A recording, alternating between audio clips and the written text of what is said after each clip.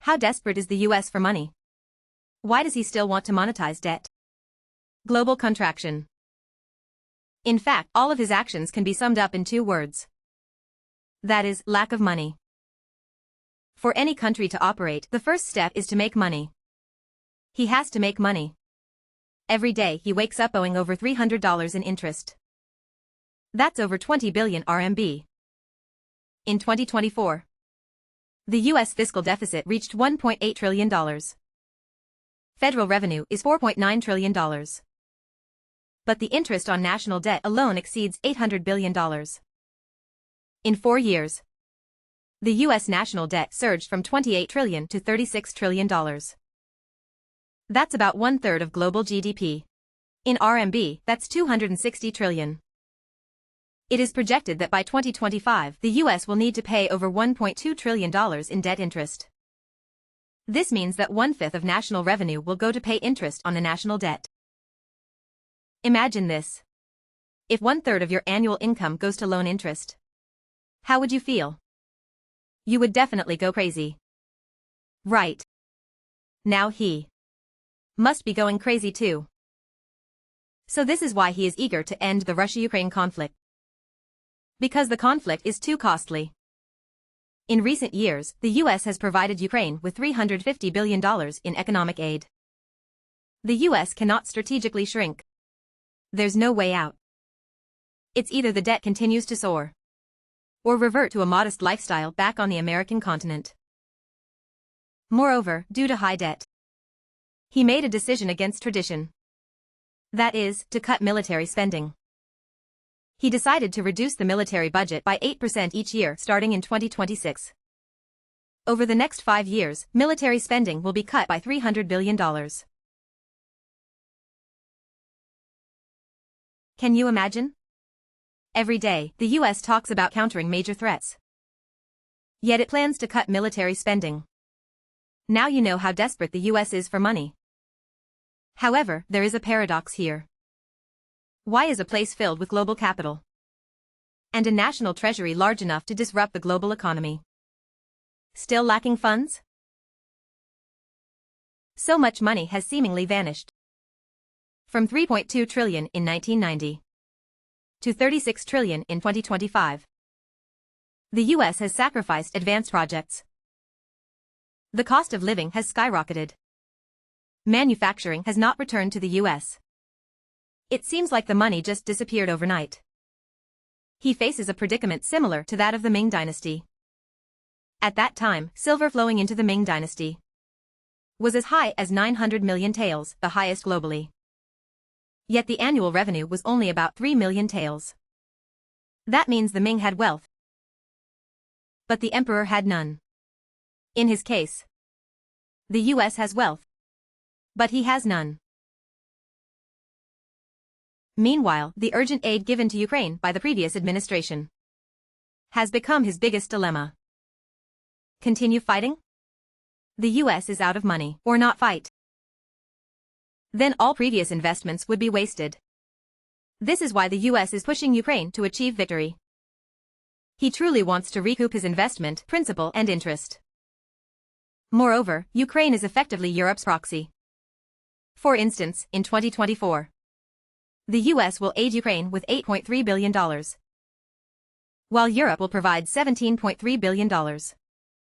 So, the US is at most Ukraine's second in command, while Europe is truly the leader.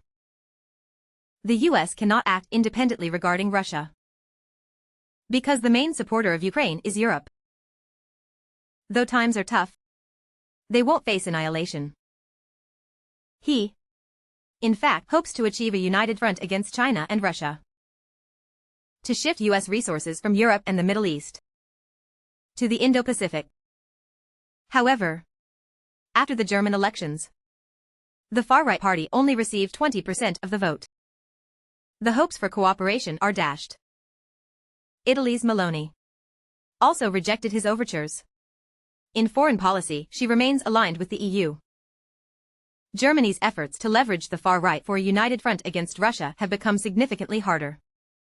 At this moment, Europe finds itself in an awkward position in facing Russia. Britain lacks an army. France is known for waving the white flag.